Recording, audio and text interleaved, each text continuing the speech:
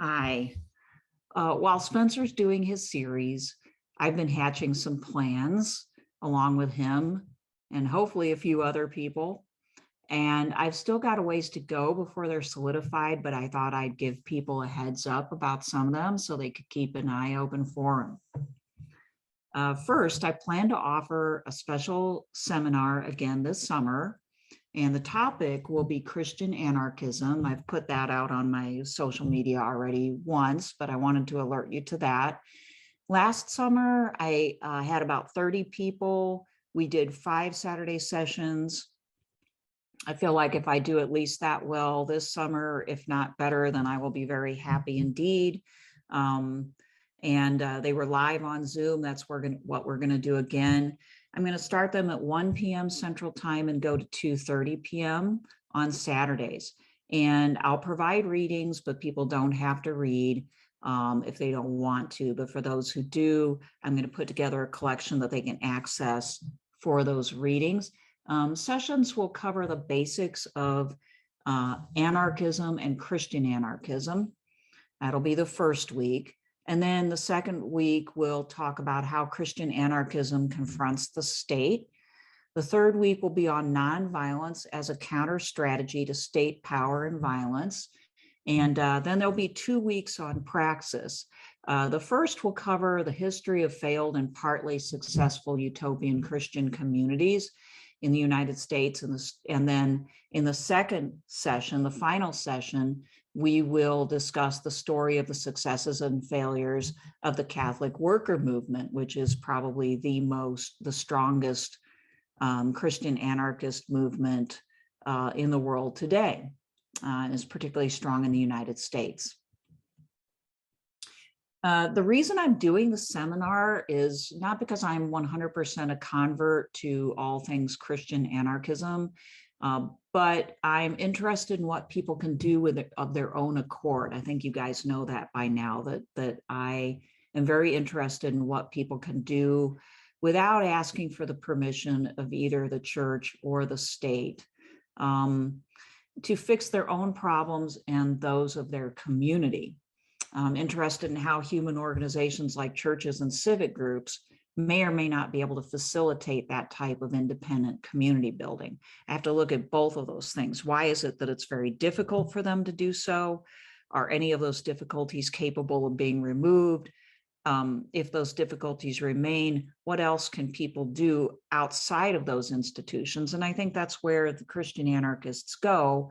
And so that's why I'm interested in that topic. I use these seminars partly as a way to learn myself. I am on a perpetual learning journey. And so you will see that in action as I try to grapple with the topic. I'll have spent about a year off and on reading about it, but I am far from being an expert on all the thinkers that I will cover in this class. But if I were going to be an expert in all of them, I would not be giving this class for another 20 years. So lucky for you, I can do that without being an absolute expert on, say, Jacques Ellul. I've read a lot of Jacques Ellul, for instance, as one of the Christian anarchists.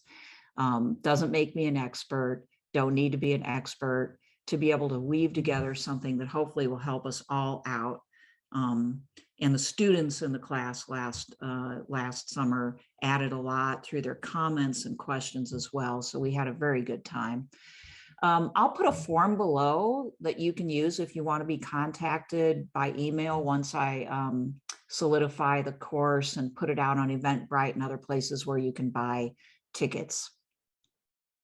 The course will come under the banner of a newly conceived Morin Academy. This is a new organization of sorts that we're creating that's named after the Catholic worker co-founder Peter Maurin. Spencer Hess and I have been working on this for a while now. This is a project that both of us hold dear. And the first thing that will roll out under that banner is a podcast called Dust Bowl Diatribes. It'll be co-hosted by myself and Spencer Hess, and we'll be in conversation with each other. And I actually think that you'll find the combination to be pretty clarifying, because we complement each other. We have very different approaches and to a certain extent, different perspectives. And that means that between the two of us, we can cover quite a bit of meaningful ground. The first thing that we'll do is this discussion of the actual Dust Bowl disaster in the US, and what we did and didn't learn from that on the level of agricultural practices, policy, ideology, and theology. And we'll be inviting others into that conversation as they and we have time. Why the Morin name for the Academy? Well, it's safe to say that I admire the efforts of both Day and Morin, because even though they may not have gotten everything right, and even though the Catholic worker movement has only fulfilled some of their vision, it is one of the very few instances of Christians actually deciding to act independently to solve their own problems and social problems without relying on the church or the state. So we can learn a lot from them. I'm not promoting anything as an entire solution to all of our problems. You probably know that by now. There is no one solution, but they are quite an inspiration. And anything that we can do to help their cause of helping the poorest among us and lifting them up is worth doing.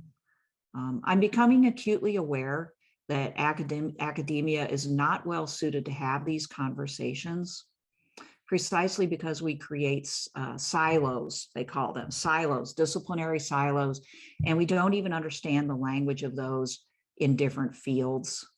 So we don't communicate with each other. Plus, we're often forced to think more about our careers than about using our ideas to help the planet. Furthermore, we can exclude other voices because they don't have the same credentials, and we need to get beyond the idea of credentials. You know, anybody who identifies with the precariat knows that credentialing is the big wall, you know, between them and the security and the money that they need to get by. Having to have these credentials, these degrees, and these certificates, right? So we need to get beyond that. Or otherwise we disable ourselves from really having everybody involved, and we miss out on a lot of talent and a lot of knowledge because it doesn't appear under the guise of the credentialed professional. We need everyone, and this is something that Peter Morin knew, and I do admire that about his way of thinking. He tried to get the scholars and the workers together in a place of equality to learn from each other, because there are things to learn on both ends. And so we need to, if anything, go further into that frame of mind. I am considering a Patreon as a way that I and some of the people I'm in conversation with can have a place to discuss ideas and actions regarding their interests. These are the interests that will be primarily featured: Christian political theology, independent community building, a la anarchism, okay, independent community building under the empire, and local agriculture and economy. If you think Patreon is a good idea, I'd love to hear your ideas for what you would most like to see if you subscribe to Patreon under the Morin Academy. We've thought about monthly live sessions where I and sometimes Spencer and I answer some of your questions. We could put up full versions of discussions from the podcast, fuller versions of some of the other political thought work that I do on this channel, and of course, first notice of any independent sessions that I teach or facilitate. So there may be other ideas that you have, or you may like some of these or really not like some of these ideas. I would love to hear what kind of engagement you would want if you were going to kind of go behind a little bit of a paywall. The reason why I'm interested in that is because I think that it helps focus the mind and to sort of gather those who are a little bit more serious about learning on those specific topics. And so let me know if you would be interested in any of that. All right, well, so that's a little heads up. There will be more information about this stuff as it solidifies. I'm hoping that the podcast can get started before May, maybe a lot sooner than that. I don't know, but like that's my deadline goal. And once the podcast is started, hopefully we can put out at least one a month. I will put out snippets of it here on this channel as well, or maybe even full episodes of that, depending on how things go. So if you want to have full episodes of those podcasts, you might want to let me know too in your comments below. I think that's it. So I'll see you soon.